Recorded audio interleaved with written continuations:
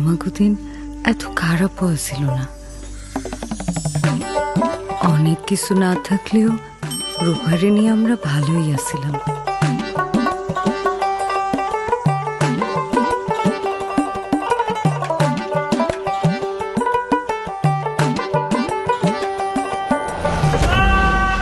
কিন্তু রূপার বাপের অ্যাক্সিডেন্টের পর সব কিছু বদলাই গেল।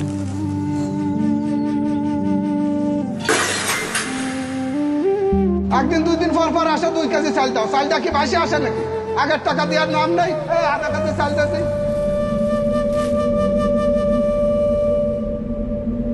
আজকে না ভাই দিতে পারবো না। তুমি এখন যাও দিন বাবু, যাও।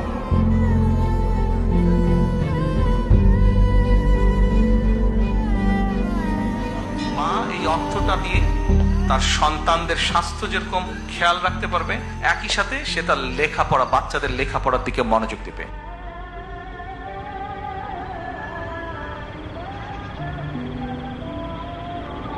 আসেম ভাই, আসেম ভাই,